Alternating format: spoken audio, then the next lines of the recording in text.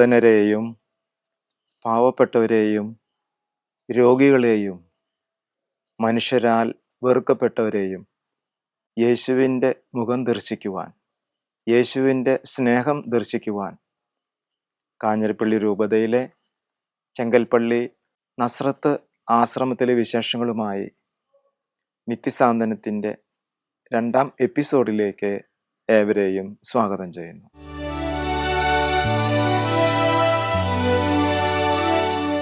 ഞാനിവിടെ സംസാരിക്കുമ്പോൾ ഈ ചെങ്കൽ ആശ്രമവുമായിട്ട് ബന്ധപ്പെട്ട് 1996 സ്ഥാപിതമായ ഈ FBA ആകാശപ്പയുടെ കൂട്ടുകാർ എന്ന് പറയുന്ന ഈ ഒരു സമൂഹം കത്തോലിക്ക സഭയുടെ വിശ്വാസത്തിലും വിധേയത്തിലും ഏറ്റുപറഞ്ഞുകൊണ്ട് ഇടവികാരിയച്ചനോട് ചേർന്ന് നിന്നുകൊണ്ട് FBAയുടെ സോണൽ ആനിമേറ്റർ നേതൃത്വത്തിൽ വളരെ ഭംഗിയായിട്ട് പോകുന്ന ഒരു ആത്മീയ മുന്നേറ്റം കൂടിയാണ്. ഒറ്റപ്പെട്ട സമൂഹമല്ല, ഇവരെ കൂടെ നിർത്താൻ വേണ്ടിയുള്ള കർത്താവിൻ്റെ വലിയ സ്നേഹത്തിൻ്റെ ഒരു ഭാഷ്യം ഇവിടെ കാണുന്നുണ്ട്. ഈശോ അങ്ങനെയായിരുന്നു.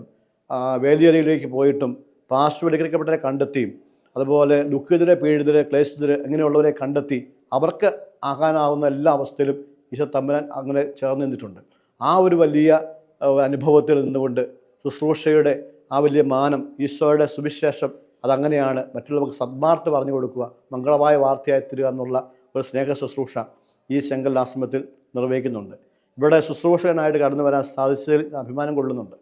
ഞാൻ ഈ അടുത്ത നാളിലാണ് ഈ ഭാഗത്ത് വരുന്നത്. അതിന് മുമ്പ് തന്നെ ഞാൻ വൈദ്യനായ ശേഷമാണെങ്കിലും ബലിയർപ്പിക്കാൻ വേണ്ടി വരുമായിരുന്നു. ഇവിടെ ഇപ്പോൾ ഞാൻ എല്ലാം സാധിക്കുന്ന പോലെ എല്ലാ ബുധനാഴ്ചയും ബലിയർപ്പിക്കുന്നുണ്ട്.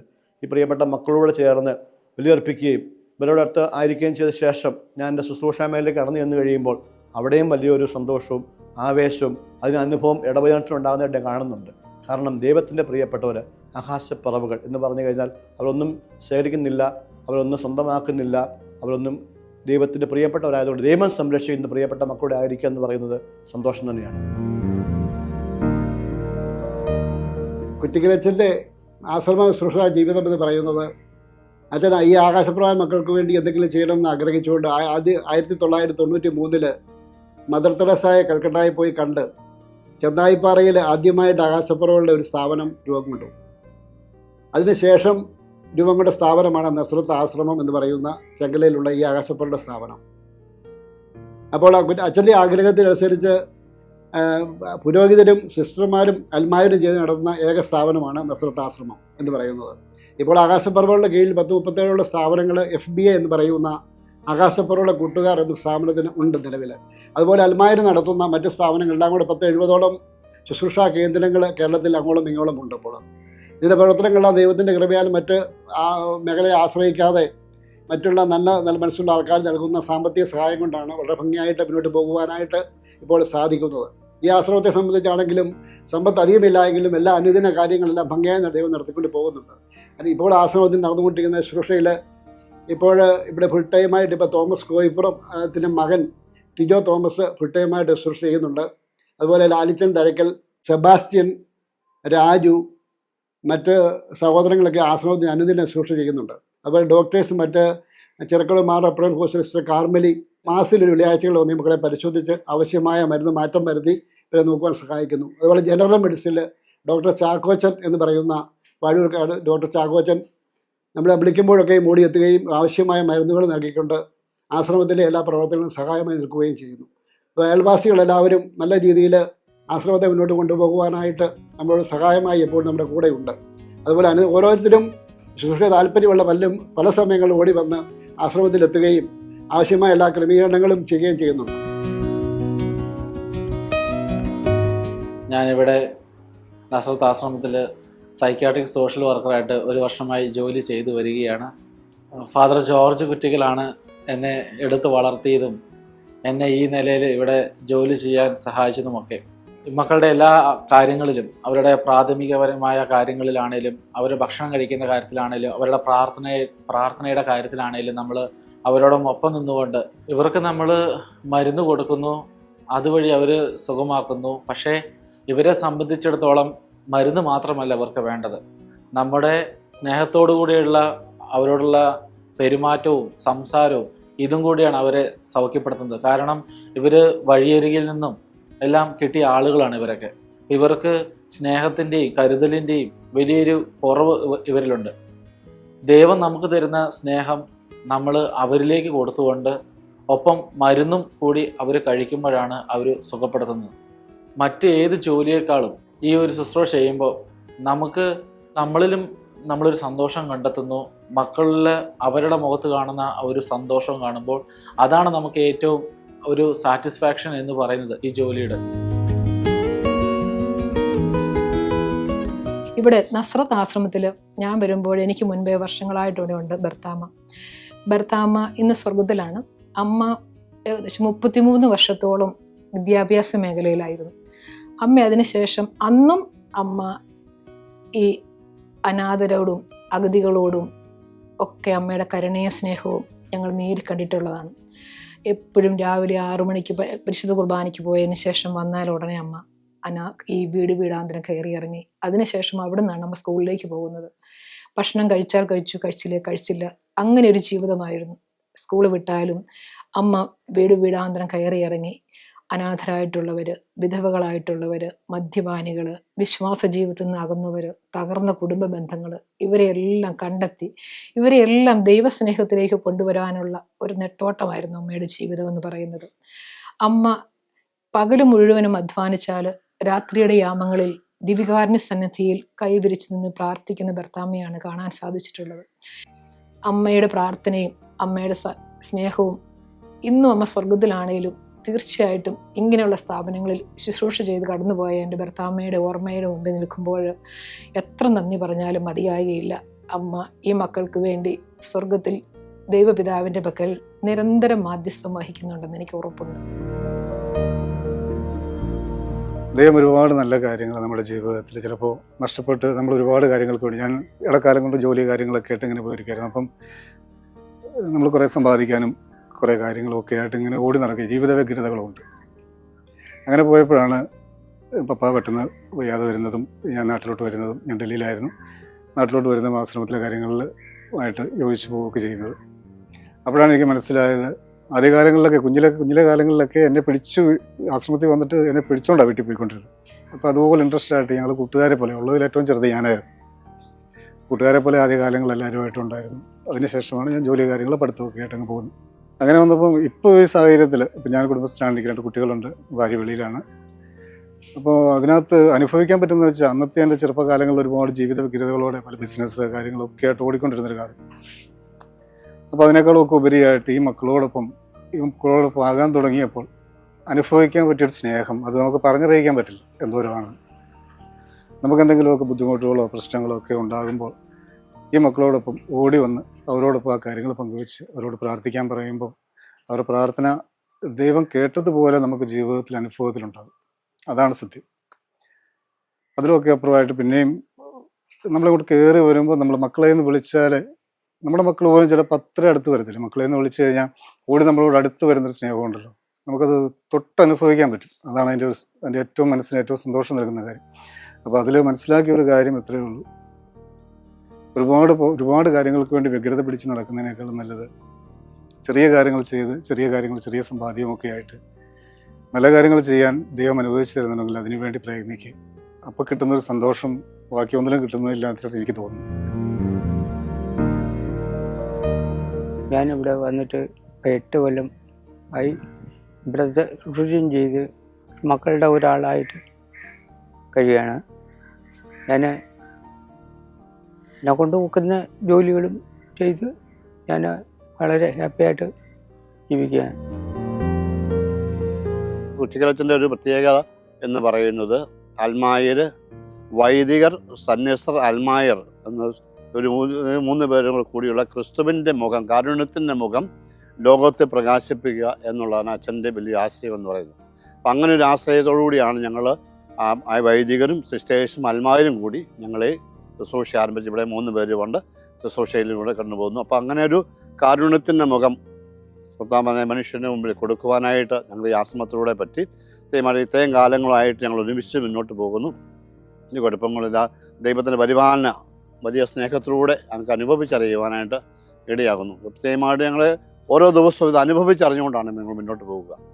ദൈവത്തിൻ്റെ സ്നേഹം നമ്മുടെ ഈ ശുശ്രൂഷയിൽ കടന്നു പോകുമ്പം ഓരോ ദിവസവും ഞങ്ങൾക്കുണ്ടാകുന്ന അനുഭവം ഞങ്ങളുടെ കുടുംബ ജീവിതത്തിലായാലും വ്യക്തിപരമായ ജീവിതങ്ങളിലായാലും ദൈവത്തിൻ്റെ പരിപാലനയുടെ സ്നേഹത്തിൻ്റെ കാര്യങ്ങൾ ഇപ്പോൾ ഞങ്ങളുടെ കൂടെയുണ്ട്. ഞങ്ങളുടെ ആവശ്യങ്ങളിൽ ദൈവം ഞങ്ങളുടെ കൂടെ നടന്ന് ഞങ്ങളെ സഹായിക്കുന്നതായിട്ട് ഞങ്ങൾക്ക് ബോധ്യപ്പെട്ടിട്ടുണ്ട്. പ്രത്യേകമായിട്ട് ഞങ്ങൾക്ക് ദീപികാരണ ആരാധന ഉണ്ട്, കുർബാനയുണ്ട്. ഇവിടെ വളരെ സ്നേഹത്തോടുകൂടെ വളരെ സന്തോഷത്തോടുകൂടെ തന്നെ ഞങ്ങൾ ശുശ്രൂഷ മുന്നോട്ട് പോകുന്നു. ദൈവാനുഗ്രഹത്താൽ ഇതുവരെ ഒരു കുഴപ്പമില്ലാതെ ദൈവം ഞങ്ങളെ പരിപാലിക്കുന്നു.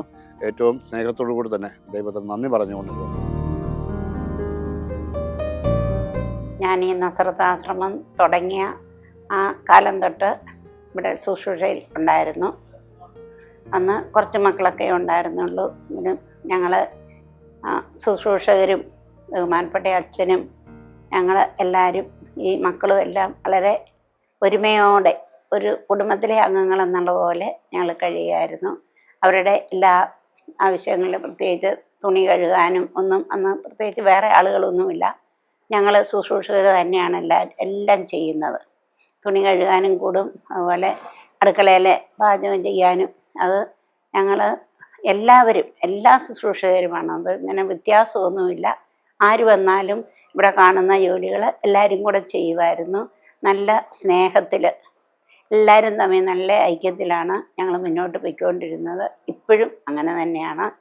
ഈ മക്കളാണേലും അവരുമായിട്ട് ഞങ്ങൾക്ക് ഒത്തിരി സ്നേഹമായിരുന്നു. സ്വന്തം മക്കളെ പോലെയുള്ളൊരു സ്നേഹം ഞങ്ങൾക്ക് അവരോടും ഉണ്ടായിരുന്നു. അവരുടെ സഹോദരങ്ങളായിട്ടും അവരുടെ അമ്മയായിട്ടുള്ള പെങ്ങന്മാരൊക്കെ ആയിട്ടാണ് ആ രീതിയിലാണ് അവർ ഞങ്ങളെയും കണ്ടുകൊണ്ടിരുന്നത്. ഒരു പ്രാവശ്യം ഒരു ദിവസമെങ്കിലും ഞങ്ങൾ പ്രാർത്ഥനയിലും മറ്റും വരാതിരിക്കുകയാണെങ്കിൽ അവർ പ്രത്യേകം ചോദിക്കും, ഇന്നലെ എന്തുകൊണ്ടാണ് വരാതിരുന്നത്, വല്ല അസുഖമായിരുന്നോ, ഞങ്ങൾ പ്രാർത്ഥിക്കുന്നുണ്ടായിരുന്നു എന്നൊക്കെ. അതൊക്കെ കേൾക്കുമ്പോൾ നമുക്ക് ഒത്തിരി സന്തോഷം തോന്നും. കാരണം ആർക്കും ഇല്ലാതെ തന്നെ അങ്ങനെ കഴിയുന്ന മക്കൾ നമ്മളെ അത്രയും സ്നേഹത്തിൽ അവരുടെ അടുത്തേക്ക് ചെല്ലുമ്പോൾ അവർക്കുണ്ടാകുന്ന ആ സ്നേഹവും ഞങ്ങളോട് തിരിച്ചുള്ള ആ സ്നേഹവും എല്ലാം ഞങ്ങൾക്ക് വളരെ അനുഭവമായിരുന്നു.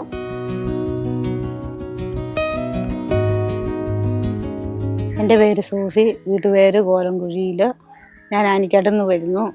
എൻ്റെ ഹസ്ബൻഡിൻ്റെ പേര് സിബി. എനിക്ക് 2 പിള്ളേരുണ്ട്. ഇനി 28 വർഷമായിട്ട് ഈ ആശ്രമവുമായിട്ട് ബന്ധമുണ്ട്. ആശ്രമത്തിലെ മക്കളുമായിട്ട് പറ്റുന്ന പോലെ ശുശ്രൂഷ ചെയ്ത് വരികയും പോവുകയൊക്കെ ചെയ്യുന്നു. ഈ നസ്രത്താശ്രമത്തെ സംബന്ധിച്ചിടത്തോളം നമ്മൾ പ്രത്യേകമായ ശ്രദ്ധ കേന്ദ്രീകരിക്കുന്ന മാനസിക രോഗികളായിട്ട് തെരുവിൽ അലഞ്ഞു തിരിഞ്ഞ് നടക്കുന്ന സഹോദരങ്ങൾക്ക് വേണ്ടിയാണ്. ഞങ്ങളിവരെ വിളിക്കുന്ന മക്കളെന്നാണ്. ഇവരെ വികൃതമായ വേഷത്തിൽ കിട്ടുകയും അവരുടെ മുടികളൊക്കെ വെട്ടി വൃത്തിയാക്കി നല്ല ഡ്രസ്സ് കൊടുത്ത് അവരെ സ്നേഹത്തോടെ പ്രാർത്ഥനയിലൂടെയാണ് ഈ ഭവനത്തിലേക്ക് പ്രവേശിപ്പിക്കുക. അതിനുശേഷം നമ്മുടെ സഹോദരങ്ങളെ പോലെ തന്നെ ആശ്രമത്തിലെ മക്കൾ കഴിയുന്നു. അവരുടെ ആവശ്യങ്ങൾ നിറവേറ്റുവാനായിട്ട് ഓരോരുത്തരും എത്തുന്നു. അങ്ങനെ ദൈവത്തിൻ്റെ പദ്ധതി മുന്നോട്ട് പോകുവാനായിട്ട് സാധിക്കുന്നു. ഈ നാടിൻ്റെ ഒരു അനുഗ്രഹമായിട്ടാണ് ഇവിടെ ഈ സ്ഥാപനം ഇവിടെ നടത്തിക്കൊണ്ടിരിക്കുന്നത്. അനേകം പാവപ്പെട്ട ആൾക്കാരെ ഈ ഭവനത്തിൽ കൊണ്ടുവരുവാനും അവർക്ക് വേണ്ട ശുശ്രൂഷകൾ ചെയ്ത് പലരെയും അവരുടെ ഭവനത്തിലേക്കൊക്കെ വിടുവാനൊക്കെ സഹായിച്ചിട്ടുണ്ട്. അതൊരു ദൈവാനുഗ്രഹമായിട്ട് ഞങ്ങളുടെ കുടുംബത്തിനും ദൈവാനുഗ്രഹമായിട്ട് ഞങ്ങൾ കരുതുകയാണ്. ഈ നാടിൻ്റെ എല്ലാ ആൾക്കാരും ഇവിടെ വരികയും ഇവരൊക്കെ വേണ്ട സഹായങ്ങളൊക്കെ ചെയ്തു കൊടുക്കുകയും ചെയ്തത് വലിയൊരു അനുഗ്രഹമായിട്ട് ഈ നാടിന് മാറുന്നുണ്ട്. തമ്പുരാൻ ഒത്തിരി കാര്യങ്ങൾ ഇവിടെ ചെയ്യുന്നുണ്ട്. ഒത്തിരി ആൾക്കാർ ഇവിടെ വരാനും അവരെ ശുശ്രൂഷിക്കാനും ഒക്കെ ഒരവസരം ഈ ആശ്രമം വഴിയായിട്ട് എല്ലാവർക്കും അനുഗ്രഹമായിട്ട് മാറുവാനായിട്ട് സാധിച്ചിട്ടുണ്ട്. ഓരോ മനുഷ്യനെയും ഇവരുടെ ആഘോഷങ്ങളിലൊക്കെ എല്ലാം ഇവിടെ വെച്ച് നടത്തുവാനും ഇവരെ ശുശ്രൂഷിക്കാനും ഇവർക്ക് വേണ്ട സഹായങ്ങൾ ചെയ്യുവാനും ഒരു അനുഗ്രഹമായിട്ട് ഈ നാട് മാറും. അത് ദൈവത്തിൻ്റെ പ്രത്യേകം അനുഗ്രഹമായിട്ട് ഞങ്ങൾ കണക്കാക്കുന്നു. ദൈവം കൂടുതൽ ഈ സ്ഥാപനത്തെ അനുഗ്രഹിക്കട്ടെ. ഇവർ വഴിയായിട്ട് കൂടുതൽ അനുഗ്രഹങ്ങൾ ഈ നാടിന് ചൊരിയട്ടെ എന്ന് ആത്മാർത്ഥമായിട്ട് പ്രാർത്ഥിക്കുകയും ചെയ്യുന്നു. ഒരു കൂട്ടം ചെറുപ്പക്കാരുടെ ആത്മീയമായിട്ടുള്ള ഒരു ജീവിത സാക്ഷാത്കാരമായിട്ട് ഈ നസ്രത്ത് ആശ്രമം മാറുന്നു എന്നത് അത്ഭുതത്തോടെയാണ് ഞാൻ നോക്കിക്കാണുന്നത്. ഒരു മടുപ്പുമില്ലാതെ വിശ്രമമില്ലാതെ 100-ലധികം പാവപ്പെട്ട മനുഷ്യരെ, ആരോരുമില്ലാത്തവരെ സഹോദര സ്നേഹത്തോടെ ചേർത്ത് പിടിക്കുന്ന നല്ല ഒരു അന്തരീക്ഷം നസ്രത്ത് ആശ്രമത്തിലുണ്ട്. ചെങ്കൽ ഇടവകയെ സംബന്ധിച്ചിടത്തോളം ഇടവകയുടെ ആത്മീയ വളർച്ചയുടെ ഒരു ക്യാപിറ്റൽ എന്ന് പറയാം. അവിടെ നിൽക്കുന്ന ദൈവജനം, പാവപ്പെട്ട മനുഷ്യര്, അവരുയർത്തുന്ന പ്രാർത്ഥനകളാണ് ഈ ഇടവകയ്ക്ക് എന്നും മുതൽക്കൂട്ട്. ഇവിടുത്തെ ഇടവകജനത്തിന്റെ ഒക്കെ ഹൃദയത്തില് നസ്രത്ത് ആശ്രമം എന്നുമുണ്ട്. അവരോട് അനുകമ്പ കാണിക്കണമെന്നും ഈ ഇടവകയുടെ മിക്കവാറുമുള്ള ആഘോഷങ്ങളിലൊക്കെ നസ്രത്ത് ആശ്രമം തീർച്ചയായും ഒരു ഭാഗമായിട്ട് വരുന്നുണ്ട്.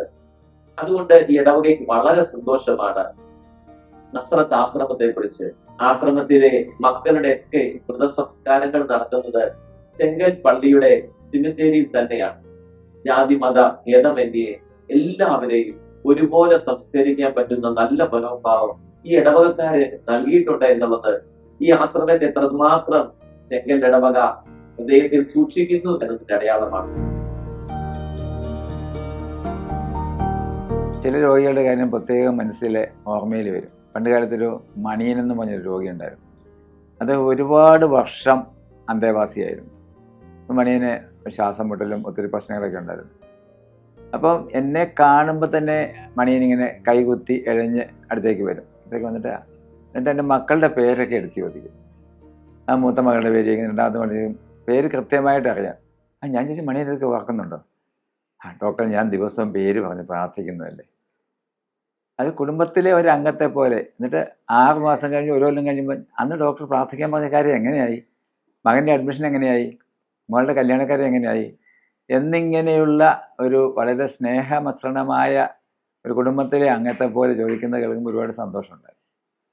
അപ്പോൾ ചില ആളുകൾ മാനസിക രോഗികളാണെങ്കിൽ അവർക്ക് ഓർമ്മയൊന്നും ഉണ്ടാവില്ല. എങ്കിലും അവർ കാണുമ്പോൾ, നമ്മളെ കാണുമ്പോഴത്തേക്ക് അവരുടെ മുഖത്തൊരു വലിയൊരു സന്തോഷം. അത് ഇവിടെ വരികയാണെങ്കിൽ നിങ്ങൾക്കും അത് അനുഭവപ്പെടും. അത് മറ്റൊരു സ്ഥലത്തും കിട്ടാത്തൊരു കാര്യമാണ്.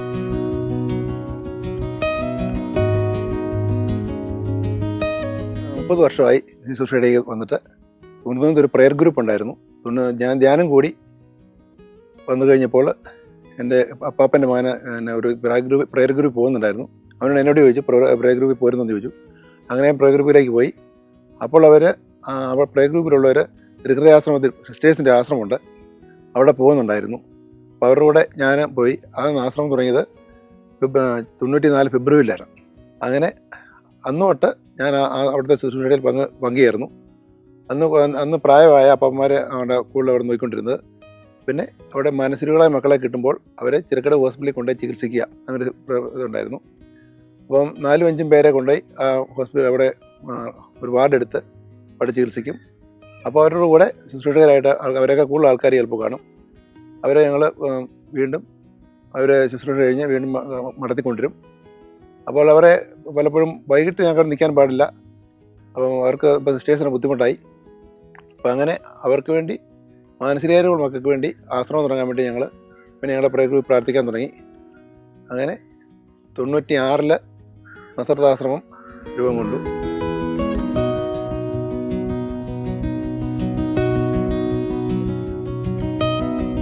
പേര് കൃഷ്ണൻകുട്ടിയാണ്. ഇപ്പോൾ ഞാൻ 7.5 കൊല്ലം അടുപ്പിച്ച് ഇവിടെ നിന്നായിരുന്നു. അത് കഴിഞ്ഞിട്ട് ഞാനിപ്പോൾ 1 കൊല്ലം അവധി എടുത്തിട്ട് പിന്നെ ഭാര്യയ്ക്ക് ഒരു ഓപ്പറേഷൻ ഉണ്ടായിരുന്നു, മെഡിക്കൽ കോളേജിൽ. ഇപ്പോൾ ഈ ആശ്രമത്തിൽ വന്ന് ശുശ്രൂഷ ചെയ്തപ്പോൾ ദൈവം ഈശോയുടെ നല്ല സപ്പോർട്ടുണ്ടായിരുന്നു. അതുകൊണ്ട് എന്ത് കാര്യത്തിനും പ്രൈവറ്റ് ആശുപത്രി പോലെ എനിക്ക് ഇവിടെ ചെയ്തതിൻ്റെ ഗുണമുണ്ടായി മെഡിക്കൽ കോളേജിൽ പോയപ്പോൾ.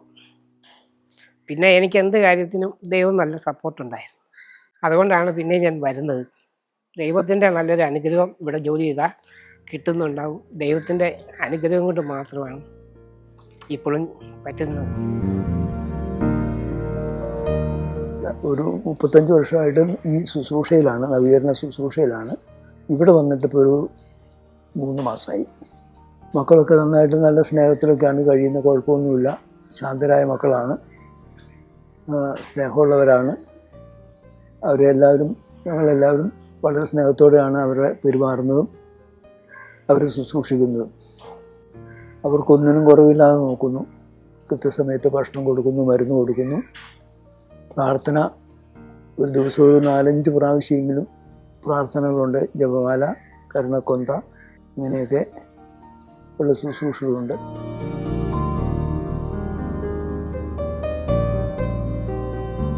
ഞാൻ ഇവിടെ കുറേ നാളുകളായി ഇവിടെ ശുശ്രൂഷ ചെയ്യുന്നു.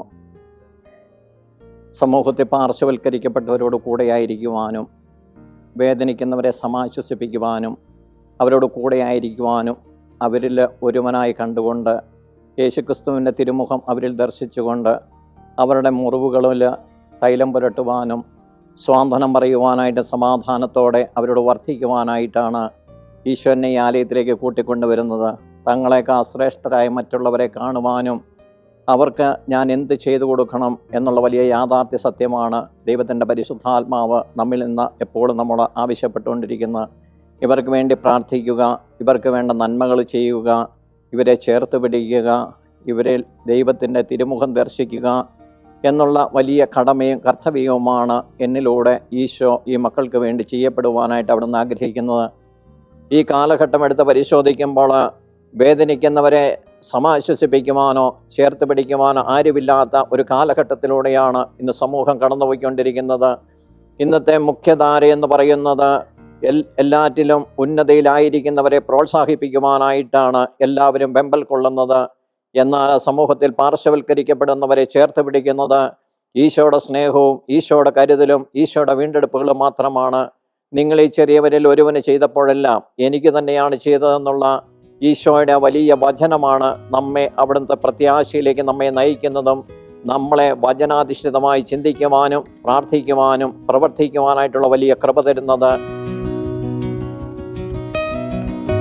ഈ ആശ്രമം ഇവിടെ ആരംഭിക്കുന്ന കാലം മുതൽ ഇതിനെപ്പറ്റി അറിയാനും അതുപോലെ അതിനോടുള്ള ആ താല്പര്യം, ഇവരെ മനസ്സിലാക്കാനുള്ള താല്പര്യമാണ് എന്നെ കൂടുതലും ഈ ആശ്രമത്തിലേക്ക് അടുപ്പിക്കാനുള്ള കാരണം.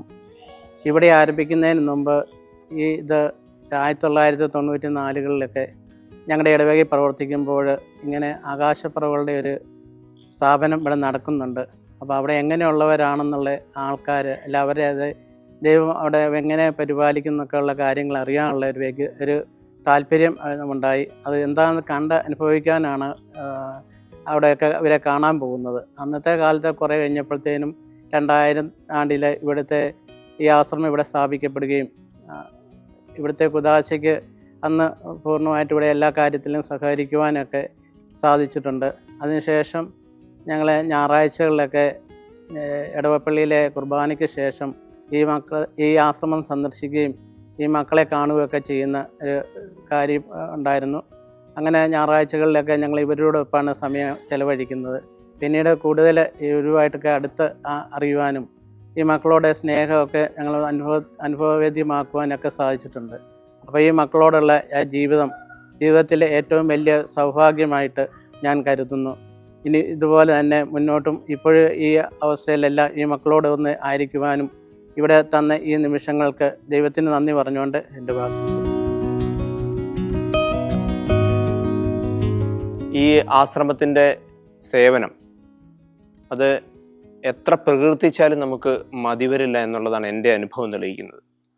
അന്ന് ഞാൻ സുരേഷ് കുറുപ്പ് എംപിയുടെ സെക്രട്ടറി ആയി ഇരുന്ന സമയത്ത് ഈ സ്ഥാപന സ്ഥിതി ചെയ്യുന്ന പ്രദേശത്തേക്കുള്ളൊരു പാലം നിർമ്മിക്കുന്ന ആവശ്യത്തിന് വേണ്ടി ഈ ആശ്രമത്തിൻ്റെ പ്രവർത്തകർ അദ്ദേഹത്തെ കാണുവാൻ വേണ്ടിയിട്ട് എൻ്റെ ഒപ്പം വന്ന് കോട്ടയത്തേക്ക് വന്നു. എന്നെ അന്ന് അത്ഭുതപ്പെടുത്തിയ ഒരു കാര്യം, അന്ന് ആ യാത്രക്കിടയിൽ തിരുനക്കര ക്ഷേത്രത്തിന് സമീപം ഒരാൾ ആ വഴിയിലൂടെ നടന്നു പോകുന്നത് കണ്ടു. ആ സമയത്ത് ഈ വാഹനത്തിലുണ്ടായിരുന്ന ഈ ആശ്രമത്തിൻ്റെ പ്രവർത്തകരെല്ലാവരും ആ നടന്നു പോകുന്നത് ഇന്നയാണ് ആളാണല്ലോ എന്ന് പറയുകയും അവരെല്ലാവരും കൂടി ഇറങ്ങിച്ചെന്നുകൊണ്ട് വൃത്തിഹീനമായി അലഞ്ഞു തിരിഞ്ഞിരുന്ന് നടന്നിരുന്ന ആ മനുഷ്യനെ ഇവരോടൊപ്പം ഈ വാഹനത്തിൽ പിൻസീറ്റിൽ കയറ്റിയിരുത്തി വാഹനത്തിൽ കയറ്റി അദ്ദേഹത്തിന് സുരേഷ് കുറുപ്പിൻ്റെ വീട്ടിലേക്ക് പോവുകയായിരുന്നു. അവിടെ ചെന്നപ്പോൾ എംപിയെ കാണാൻ വേണ്ടി ഇവരെല്ലാവരും ഇറങ്ങി. ഒരാൾ മാത്രം ഈ വഴിയിൽ നിന്നും കയറ്റിയ മനുഷ്യനോടൊപ്പം ഈ കാറിൽ ഇരുന്നു. അതിനുശേഷം എംപിയെ കണ്ട് കാര്യങ്ങളൊക്കെ പറഞ്ഞ് തിരികെ പോന്നപ്പോൾ ഇദ്ദേഹത്തെയും കൂട്ടി തിരികെ പോകുന്ന അന്നത്തെ ഒരു ഓർമ്മ അതിപ്പോഴും എൻ്റെ മനസ്സിലിങ്ങനെ തങ്ങി നിൽക്കുകയാണ്. മനുഷ്യന് ഉണ്ടാകുന്ന മാനസികമായ പ്രതിസന്ധികളിലും അവനുണ്ടാകുന്ന വിഷമങ്ങളിലുമൊക്കെ കൈത്താങ്ങായി നിൽക്കാൻ കഴിയുക എന്നുള്ളതാണ് ഏറ്റവും വലിയ മനുഷ്യത്വപരമായിട്ടുള്ള സമീപനം. ആ ഒരു സമീപനം കൊടുക്കുവാൻ കഴിയുന്നത് നമുക്കേവർക്കും സന്തോഷമുള്ള കാര്യമാണ്. നമുക്കെല്ലാവർക്കും അങ്ങനെ കഴിഞ്ഞെന്ന് വരില്ല. ഒരുപക്ഷെ കോടിക്കണക്കിന് വരുന്ന ജനവിഭാഗങ്ങളിലെ ചെറിയൊരു വിഭാഗത്തിന് മാത്രമേ അത്തരത്തിലുള്ളൊരു മാനസികാവസ്ഥയിലേക്ക് മാറുവാൻ വേണ്ടി കഴിയുകയുള്ളൂ. അങ്ങനൊരു മാനസികാവസ്ഥയിലേക്ക് മാറിയിട്ടുള്ള കുറേ ആളുകളാണ് ഇതിന് നേതൃത്വം കൊടുക്കുന്നത്. അതുകൊണ്ട് എത്രയോ പേരെ അവരുടെ ജീവിതത്തിലേക്ക് തിരിച്ചു കൊണ്ടുവരാൻ കഴിഞ്ഞു. ഇനിയും ഈ സ്ഥാപനത്തിൻ്റെ പ്രവർത്തനം ഓരോ ദിവസവും ഓരോ വർഷവും മെച്ചപ്പെട്ടു വരുവാനും ജീവിതത്തിൽ ബുദ്ധിമുട്ട് അനുഭവിക്കുന്ന, മാനസികമായും ശാരീരികമായും ഒക്കെ ബുദ്ധിമുട്ട് അനുഭവിക്കുന്ന വ്യക്തികളെ അവരുടെ ജീവിതത്തിലേക്ക് തിരിച്ചു കൊണ്ടുവരുന്നതിന് ഈ സ്ഥാപനത്തിൻ്റെ പ്രവർത്തനത്തിന് കഴിയും എന്ന ഉറച്ച വിശ്വാസം എനിക്കുണ്ട്.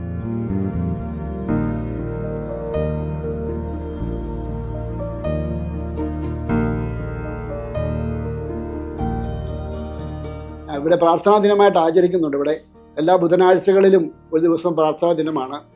അങ്ങനെ കുട്ടിക്കലച്ചൻ്റെ ആഗ്രഹമനുസരിച്ച് അൽമായരും സിസ്റ്റേഴ്സും പുരോഹിതരും അടങ്ങുന്ന ശുശ്രൂഷാ കേന്ദ്രമായിട്ട് ആണ് ഇതിനോട്ട് പോകുന്നത്. നമ്മുടെ ഈ ആശ്രമത്തിലെ മരണപ്പെട്ടു പോകുന്ന സഹോദരങ്ങൾക്ക് വേണ്ടി ചെങ്കൽ ഇടവകയിൽ തന്നെ നമുക്ക് വേണ്ടി പ്രത്യേകമായിട്ടൊരു കല്ലറ വേർതിരിച്ചുകൊണ്ട് ഈ മക്കളെ അടക്കുവാനായിട്ടുള്ള ക്രമീകരണം ദൈവം ചെയ്തു തന്നിട്ടുണ്ട്. മറ്റൊരു സ്ഥാപനങ്ങളില്ലാത്ത ഒരു ദൈവത്തിൻ്റെ വലിയ ക്രമീകരണമാണ് മക്കളെ അവസാനം സംസ്കാരം നടത്തുവാനുള്ള വലിയ ക്രമീകരണം.